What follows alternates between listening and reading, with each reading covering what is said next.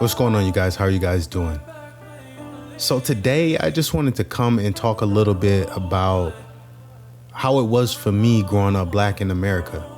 The only other person I've had this conversation with is my father, just my thoughts and opinions, on the school systems or other kids and things of that nature.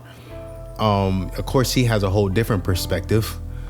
Growing up, on the edge of civil rights movement. So, his perspective is probably a lot more intense than mine. But there's an overlapping agreement upon a few things in the ways that we were raised.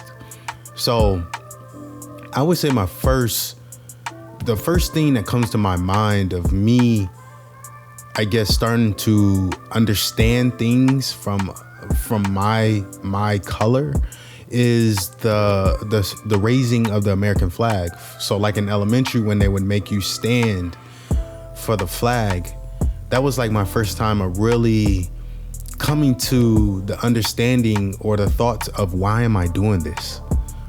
Because at that point, I never kind of felt like I belonged. In the school system, granted, love the teachers. I want them to continue to push, and teach the youth because it's valuable for how they grow and how they see the world, view the world. But I guess the organizational side of the school system, they tend to not really push African American history. So all you hear about are the same people in rotation. You hear about Martin Luther King. Of course, they like Martin Luther King because Martin Luther King was for peace. So it's hard not to involve him in the books. But you won't hear much about Malcolm X, if any at all, because we all know about Malcolm X and how he was not about that turn the other cheek. He was, we fight back force with force. So you don't hear much about Malcolm X. You may hear a little bit about like Harriet Tubman and the Underground Railroad, and this is from when I was young. I honestly doubt they even teach this anymore in the school systems. I already heard that they're trying to pull a lot of that stuff out. So who knows? But the problem with there not being much African American history in the books is it has an effect on our identity. So because I don't see a lot of blacks in the history books, I don't read and get knowledgeable about a lot of the blacks in the history books as I'm going through school, I struggle with identity. I'm almost like, what did we do? Did we do anything, or did the whites do everything? The whites created this, the whites invented this. So you're in a constant search of what your people did.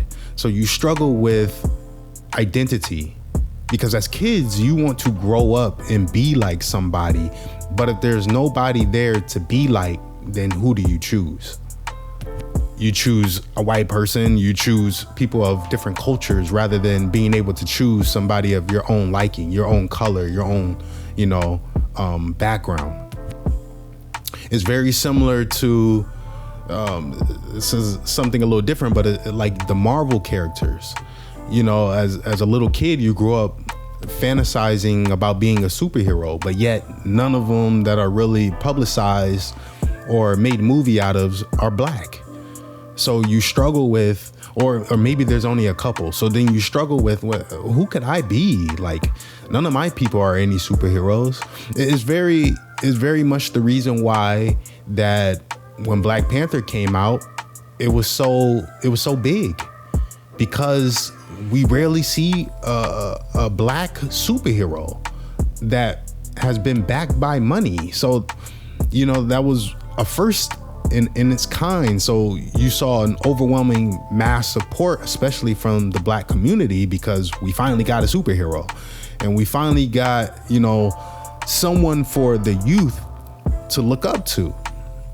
Where me growing up, I didn't really have too many superheroes to look up to, or just different people to look up to. So what do we do to manage that? We we go through different avenues to find the people that we look up to. We go to rap music.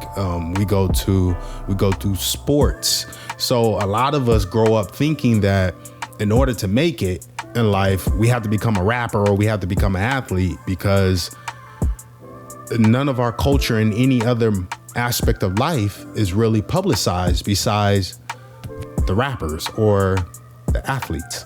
Our doctors aren't heralded, or just other aspects of life that blacks maybe are successful in. They're not publicized, so you don't really hear about it, you don't know about it, so it's out of sight, out of mind, and you tend to look at the things that are publicized to try to reach, to aspire to be. So that's how I kind of viewed life growing up in the school system. So I started becoming super disconnected when I was like in 4th grade, because I just felt like I didn't belong. Our people were slaves. And then you constantly hear like the jokes of, oh, go back to Africa or things like that. Like, yo, like to tell me to go back to Africa is like me telling you to go back to Britain, but we don't say that. The claim is that, people of British ancestry, this is their land, so they have no idea of like the concept of go back to Britain. That doesn't exist in their culture. But we allowed that to exist in ours. We had people that were pushing for that, Marcus Garvey and, different people to go back to Africa and things like that.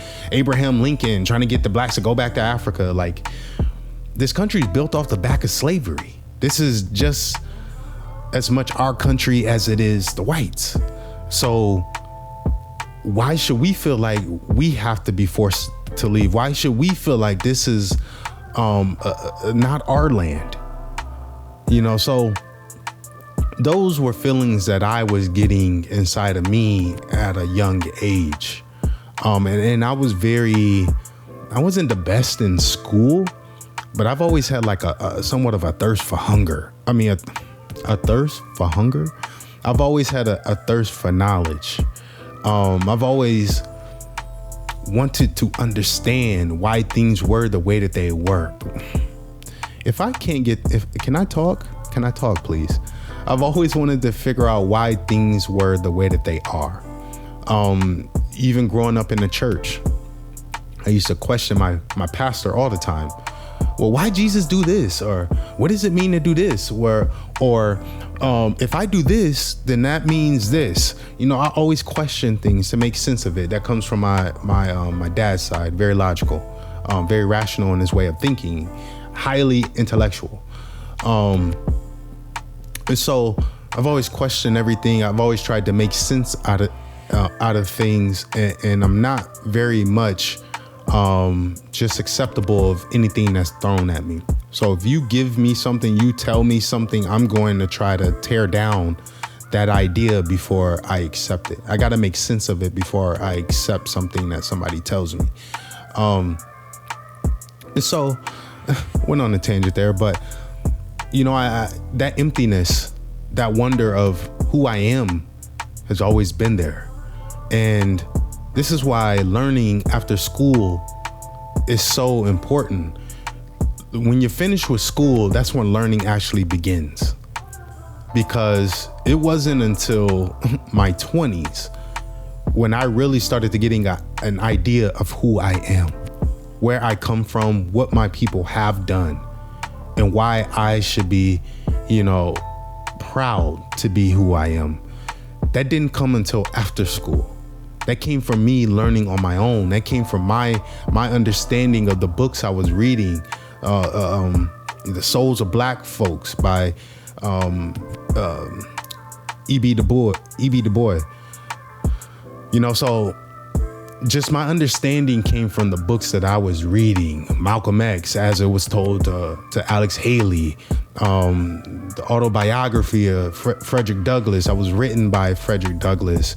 The Miseducation of Black Negroes by Carter, you know. So it wasn't until I started reading Black literature, when I started reading and listening to Black leaders, that I started to gain a love for my culture, an understanding of my culture, the power of my culture and who we are. So that's just my, you know, view of America from my perspective. I'm sure there's other people, you know, it's all subjective. It's a mix of the school you went to, it's a mix of how you were raised, the parents you had, it's the mix of the environment that you were raised in, the friends that you have. All of that has an influence on how you view life, how you see life. So this is my perspective, and this is how I grew to learn about myself and my people, because I was missing all this education in the school system. And I can understand why we have so many Blacks that, you know, have self-esteem issues or that are lost because they don't know who they are. They have no identity.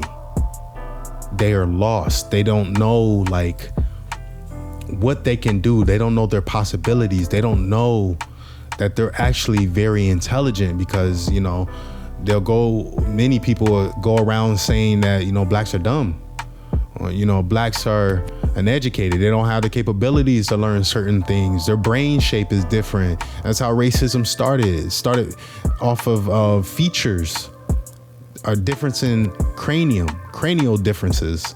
That was a way of saying that we were inferior, because our skeletons were different, our brain shape was different, you know. So we still live off the residue of that racism from hundreds of years ago.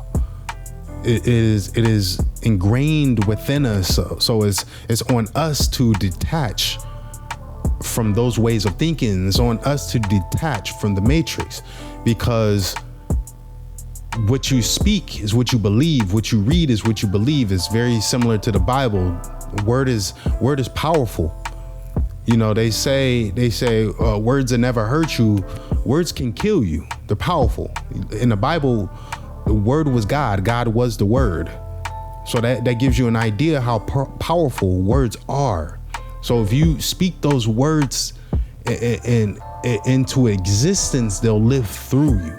So you have to change what you're reading.